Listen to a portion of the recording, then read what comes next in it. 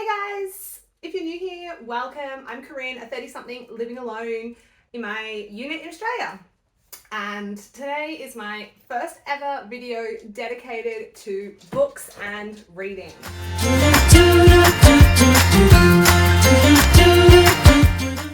I have always been a reader. I was the kid that got books for Christmas and then sat there all of Christmas Day reading them. I have just always loved reading. I was also a big book buyer until I quit my job at the end of last year, and all of a sudden I did not have quite so much disposable income and books just were not in my budget. Thankfully, that led me back to the library. I had been a library goer as a kid. My dad used to take me, I had the school library. I had always been a library user, and I don't know what happened. I turned into an adult and it's like I forgot the library existed. I had not been to the library for years. And it wasn't until I hit this point where I just couldn't afford books that I realized I could be getting them from the library. And so I have borrowed a lot of books from the library this year. I've spent a lot of time at the library this year. And in fact, refinding the library is basically changing the whole trajectory of my life. I will chat about that later on in the video, but things are getting a big change up and the library is playing a big part in that. So I'll explain that. Keep watching to get to that. But what this video is my favorite reads of this year, 2023. It is the start of December right now, and so far I have read 48 books. Actually, it might be 49 because I finished Akatar last night, so it might be 49. I'm expecting I'll probably get to about 52, 53 by the actual end of the year. So I thought I'd jump on and I'd share with you what I've loved and my recommendations from what I've read this year. Let's start by discussing my favorite author. That has to be, without a doubt for this year, Taylor Jenkins Reid. I think it was the very first book I read this year was Carrie Soto is Back. Loved it. 5 stars on Goodreads. I will pop my Goodreads profile link in the show notes if you want to follow me.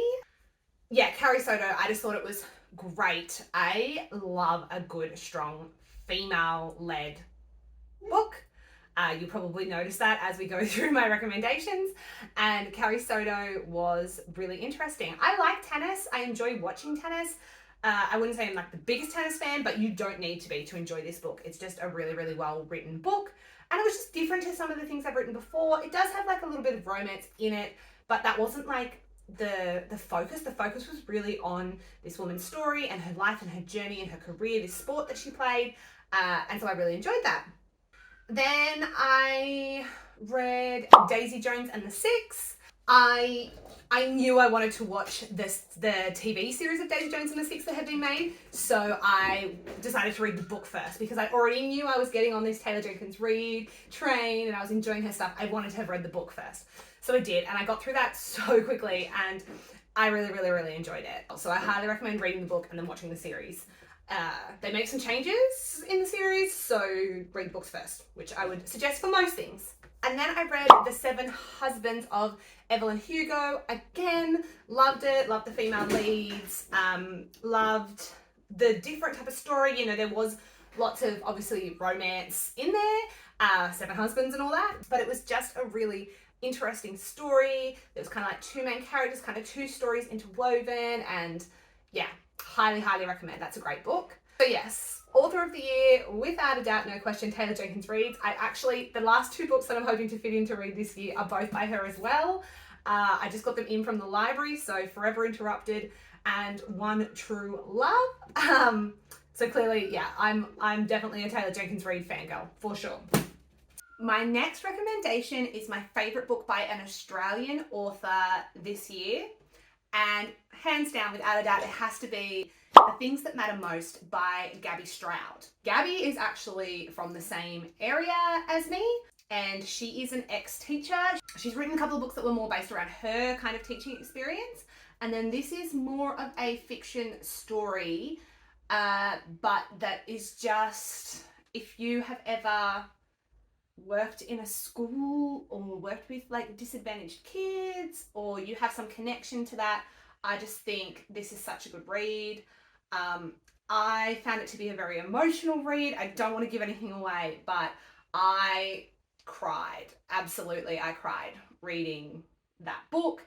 I think Gabby wrote it really well. I think it is like Australian. It's really got that feel of being relatable and I can really connect with it. Yeah, I definitely recommend it. I absolutely rate it 5 stars. I just, be warned, I found it to be a very, very emotional book to read. And it's meant to be, because it's kind of meant to make you question the way we do things and the way our world is and why we don't change some of the systems that are in place and things like that. So it's good. I think it should make you feel things, but yeah. Good book. Just, yeah, I cried. And then I just feel like I wouldn't be a millennial woman on the internet if we didn't talk about some fantasy. If you are an avid reader, I don't know how you got through this year without a little bit of Fourth Wing on your to be read list.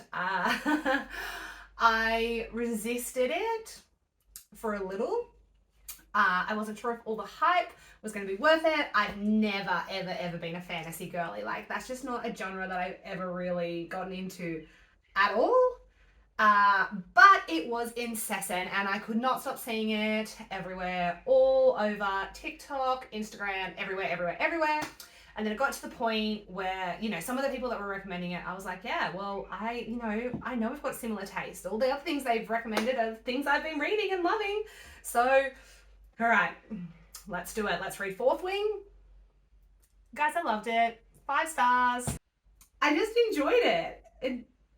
Yes, it was fantasy, but like I'm a Harry Potter lover. Like, these are my illustrated Harry Potter books. Like, girl, of course you enjoy fantasy. I don't know why I thought I didn't. Like dragons and shit. Cool. Like, that's cool.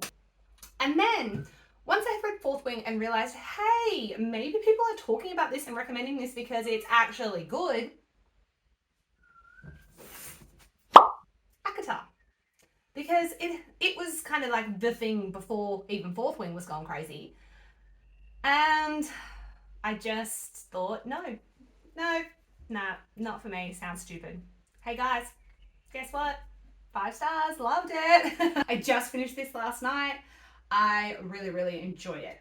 What I will say though was that this book just felt like it just like finished. The ending, I don't know if it felt like rushed or I don't know. It just felt like there should have been more. So obviously there is more books in the series, and now I will be working my way through the series for sure because yeah, I was highly invested up until like these last few pages, and then I was like, oh, we just kind of like moved on from that. Again, trying not to give spoilers, but yeah, it turns out when a whole lot of people are going crazy about something on the internet, there's a good chance that it is worth a read. And again, thoroughly enjoyed. Okay, so I had 3 other books that I gave 5 stars on Goodreads this year, and they were The 3 Lives of Alex St. Pierre, 3 Sisters, and The Last Thing He Told Me. Recommend. You've really enjoyed them. Easy to read books that I got through pretty quickly, and that all really kept my interest and were highly entertaining, great content matter, and I recommend them. Obviously, if I'm rating them 5 stars, that I thought they were great. Okay, I mentioned at the start of the video that refinding the library was changing the trajectory of my life, that there was a big mix-up coming, and that it had changed everything. And the reason that I said that, or my big news that I haven't yet shared here on YouTube, is that I have started studying at TAFE, and I am doing a diploma in library and information services. And so basically I am now studying to be a librarian, which I am super excited about. If you have been following me, I left teaching after 10 years in the classroom at the end of last year. I then kind of fell into this role working in a dog boarding kennel. I've been doing that part-time this year. I then also started my own VA business. I have now shut that down. It just wasn't quite right for me working from home and just juggling things. I would have needed to go full time with that. It was going really well. I had brought on like quite a few clients and I could have definitely built it up, but I needed to go full time with that, and it just wasn't the path that was right for me at this time. So basically this whole year I've kind of been soul searching, wondering what career I wanted to kind of push myself into, where did I want to go, what job did I want to do. And the more time I spent at the library, the more I was like, I could see myself doing this. Obviously working in a library is not sitting around all day reading books, so don't get me wrong, I'm not confused about that, but I just think the things librarians do, the people they help, the way they work is something that would work well for me and my personality and my interests. Yeah, so I've taken that first step and I am currently studying. If you enjoyed this video, please subscribe, it really, really helps me. But also pop down into those comments, let me know that you made it this far and tell me the best book that you read in 2023, because I would love some recommendations to get me kicked off for my reading in 2024. Thanks so much for being here, guys, and I'll see you in the next video. Bye!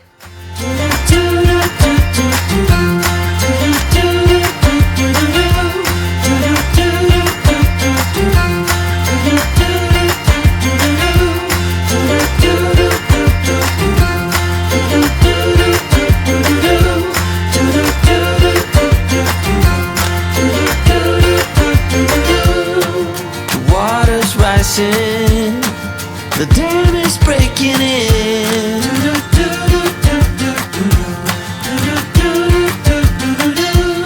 It was bound to happen, 'cause your heart is caving in.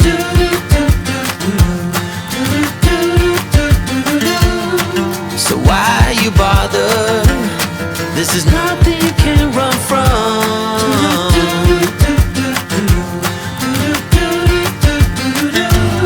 You make it, 'cause I can't change it anyway. For soon it's all over, and you've been running again. Before you know it, it's all over. So enjoy your heartbreak, enjoy your heartbreak, my friend.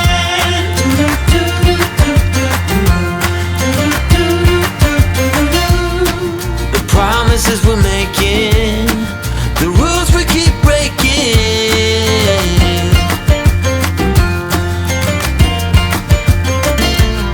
and the moment we're off it, we try so